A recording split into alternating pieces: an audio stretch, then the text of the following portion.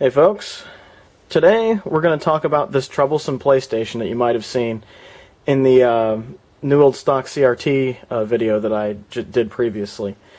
I got this PlayStation at a Goodwill for $10 with controller and cables. It came with an RF switch, funny enough. The PlayStation seems to work fine, except that it has issues with the copy protection on later games for some reason. The model of this PlayStation is the SCPH5501. I'll put that in the title or the description, whichever. But that's the model of PlayStation. A friend of mine mentioned that this is one of the worst models of the PlayStation line ever. But I don't know about that, because I've read online on forums that it's one of the best as well, because it still works with the older Game Sharks and stuff like that. I always thought the 7501 and then the 7501 was better. I know the 1001 are some of the more sought after ones because they have the jacks on the back, the RCA jacks, and I think there's a digital out on the back as well. So I know that's the one that the audiophiles go after. However, those have an unreliable laser mechanism. I do have one, but I don't use it for that express purpose. I'm trying to baby it and keep it working. So I've been using this one until I managed to get another one. Now I just want to demonstrate what this thing actually does. Ever since that video, I became curious as to why it did it. Did the software terminated message. My initial reaction was I have a modded console, because that's usually what used to happen with these. You'd have a mod chip in a PlayStation, and mod chips back then were very, very dicey. Sometimes you'd get someone that knows how to do it properly. Sometimes you get someone that doesn't know how to do it properly. Back then it was a sea of a wire mess as far as doing mod chips went. And somebody could just screw it up a little bit and it would act erratic. So what I've done here is I did open it up just to look at it, and there aren't wires popping out everywhere from what I can see. I didn't take the RF shield off, though, so that may be an indicator. We'll have to do that after I'm done demonstrating to you what this PlayStation does. Most of you saw that in the video, but let's go over to my PlayStation games here. The two games that it does this with are Crash Bash and Grind Session. Now, if you go back and look at the new old stock CRT video, you'll notice that Grind Session is the game that triggered it. Crash Bash, I've noticed, also does that. Now, on PlayStations that are picky about this, another game that I know of that does this is Spyro 3. That one also is very picky with copy protection. Crash Bash is as well, from what I can see. Now, when was this game released? The year 2000, which is the same year that Grind Session came out, I believe. So it seems I've heard stories of PlayStations having trouble with later games because of copy protection. I don't know if that was something they fixed in the 7000 and 9000 series of these, and the smaller PlayStation as well. But on this particular model 5501, it really has issues with some of the later copy protection, and I can't tell if that's just because this PlayStation's a lemon or because there's a mod chip in it. And the funny thing is, it's only two games that it does that with. All my other games, it works completely fine with. No issues at all. On this, it acts very strange. So, I think we're going to have to open it up and see if there's something gone wrong with it. Let me turn on the TV here, and I'll show you what this thing does.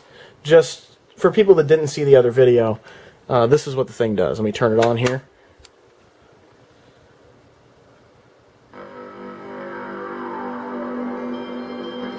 It boots up normally, as you can see.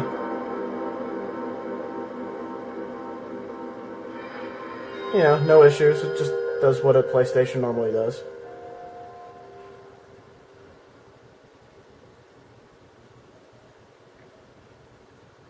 Now, this one actually crashes early on, which is why I'm demonstrating this one in particular. Crash Bash will do it, like, right now.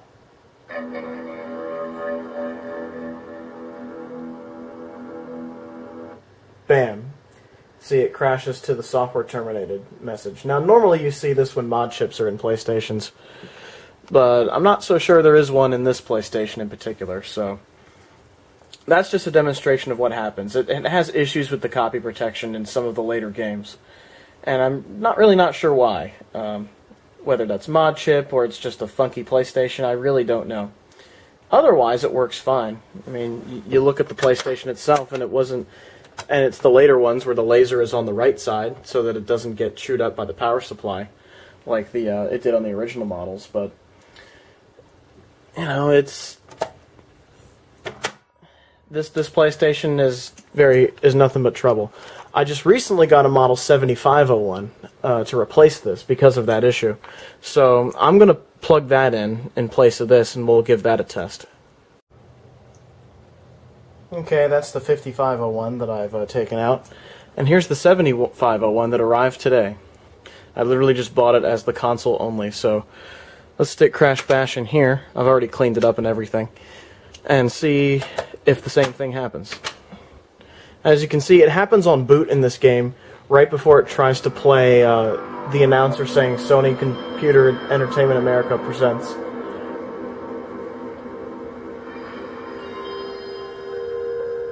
So let's see if this one does the same thing. I don't think it will.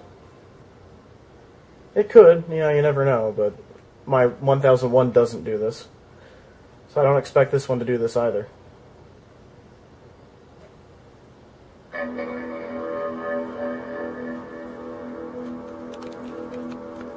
Sony Computer Entertainment America presents. Yeah, see, the announcer voice played that time.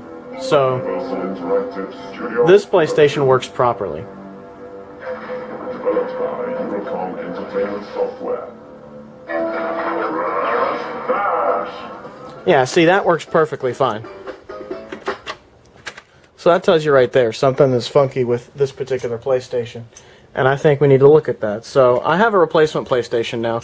The 7501 is a very good model and has the laser mechanism on the right instead of the left, which is what you want when getting a PlayStation, because the ones with the laser mechanism on the left tend to have more issues. Those were the ones where you had to turn the PlayStation upside down to make it work, if any of you guys remember that from back in the day. So yeah, there's Crash Bash. That's one game that tends to trigger this thing screwing up a whole lot, at least on the modded PlayStations and whatever mine is. I don't know if mine's modded or not. We'll have to see. But I think this merits a look inside this PlayStation. I'm going to disassemble this, and we're going to see if there's anything in there. Alright, I've moved to a location that's a little bit easier to see things in. This is what the inside of a PlayStation looks like. I've removed the CD drive mechanism and all that stuff. That was pretty easy to take out. It's just mounted on rubber mounts. And of course it uses there's a power cable for it there and a data cable for it there. Power supply connects here, right there, and the controller ports and memory card slots connect there and that port there. So it's all just ribbon cables and little connectors like this. This is what the power supply looks like. Pretty nice looking power supply, actually. Pretty nicely designed and everything. There's a fuse back there. It hasn't been blown yet. And so far, taking a look at this PlayStation, it doesn't look like it's really been fooled with all that much. You know, all the chips look normal. There aren't wires pouring out of the top of this. I don't really know where you mod a PlayStation. Like, I don't know if it's on the bottom of the board or the top or this to me just looks like a heatsink for or an RF shield for all the main chips, you know, memory and CPU and GPU and all that stuff. I don't know what all this stuff is. I figure some of this is like a sound chip. That to me looks like RAM or something. As I was saying before my batteries ran out, there are these chips down here. I guess that's RAM or something. I have no idea. I'm not too familiar with the guts of a PlayStation. This is my first time ever taking one apart and taking a good look at it. Looks very nicely designed, though. Little capacitors like that there and all this kind of stuff. But anyway, I've unscrewed it. Let's take the board out and actually look at it properly. Look at all this shielding down there. It's kind of insane. Alright, is there anything on the bottom? Oh my. Definitely a modded PlayStation. Oh yeah, that's a modded PlayStation. Fairly janky looking too. It looks like they used some electrical tape to house the mod chip itself, and they connected it to several points on the PlayStation here. Let's see if I can get you guys a good look at that. Let me put the board under the light here. Looks like it's a pretty simple mod. This might be a later mod chip because it's a very simple chip. You don't exactly see the older ones that have spaghetti everywhere. This one actually looks decent. Uses 4 wires. There's looks like there's one down there going to that point on the board. There's one going to pin. No, I don't know what pin that is. One of the later pins on this chip here. There's one on the end of this diode. I guess that's a diode. And then there's one here that comes out of this chip there. I'm guessing one of these two is made for copy protection, and then that helps bypass it. Well, that explains the issues with copy protection that I've been having. Ironically, this mod chip actually kind of sucks for me because it's stopping games that I've owned for 20 years working. And that's not okay. I mean, this thing might play burned games, but PlayStation emulators work so well now that there's almost no point in burning games anymore. This mod chip scene kind of died a long time ago, I think, but it's kind of cool to see it. I mean, I'm guessing that they did this so they could play burned games or something like that. You know, which is good if you're a new collector because you can actually test games out. But like I said, emulators have made this type of mod chip stuff very obsolete now. But nonetheless, it's kind of cool to see it. This is, I think, a later mod chip simply because there's not as much spaghetti all over the place like there were on older ones. It's only 4 wires. If I were to sell this PlayStation, which was my original idea, I would remove this mod and probably keep the mod. I wouldn't throw this away just because you probably couldn't get these mod chips very easily anymore. I really have no idea. I was really never a part of the PlayStation modding scene. I had a PlayStation, then I moved to playing games on the computer and PS2 and all that stuff. I never really modded to get my games. I just lived with the games I had. I'm guessing that this mod chip is so someone could play burned games. Now, I have a PlayStation ROM downloading on my computer, so we can test this theory out to see if this mod chip, if that really is what this mod chip is for. We shall see if this thing plays burned games. And I don't have any black CDRs. I'm just going to be using a plain Jane verbatim CDR to see what it does. If this does not play burned games, then that mod chip's coming out.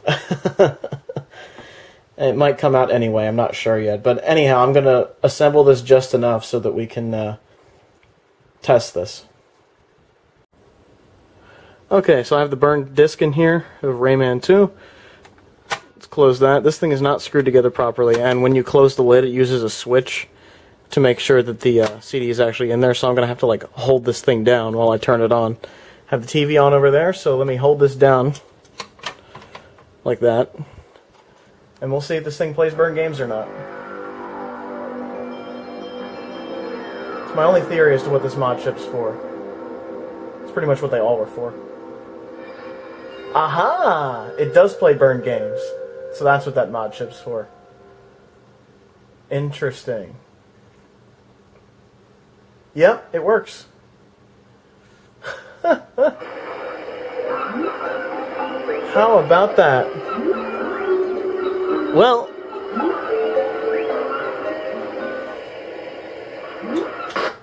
wow, that's an interesting turn of events. For $10, I got a PlayStation with a mod chip in it that plays burned games. How about that? So, how about that? What an interesting turn of events. This PlayStation was chipped, and not in a way that was messy either. It was chipped pretty well. So, this is essentially what people did before the days of emulators. You would get your PlayStation 1 chipped, and you would burn the games. So that you didn't have to pay for them, essentially pirating games. Now, I think that's a real nasty move for someone to make while the console is still supported, because the company, Sony in this case, makes money off of game sales after selling the console at a loss. So you're essentially screwing Sony over by doing that. And so, while a console is still being supported, I don't think that's a very ethical thing to do. But when the console is no longer supported, nobody's making games for it anymore, I don't see anything wrong with that morally.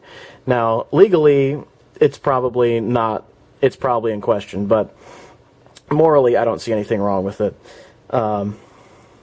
It works pretty well. I mean, this was a way that you could preview games before buying them back in the day. But I'm sure most people didn't even bother doing that. People that didn't have much money or whatever and wanted to play PlayStation games would just get their system chipped and then would just burn the games.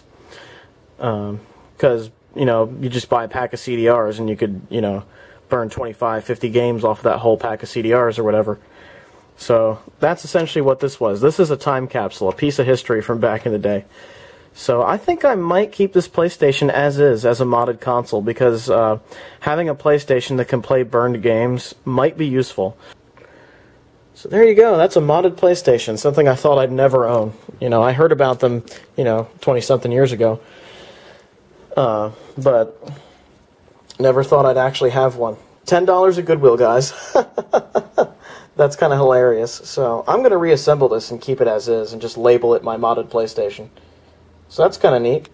I thought we'd find out for sure whether it was modded or not, and it definitely is. That's a good thing. That means there's nothing wrong with this particular PlayStation.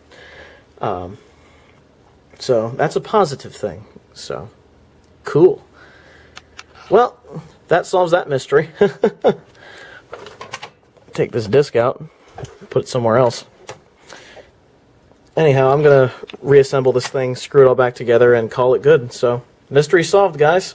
Hope you enjoyed this video, and have a good one, everybody. Ciao.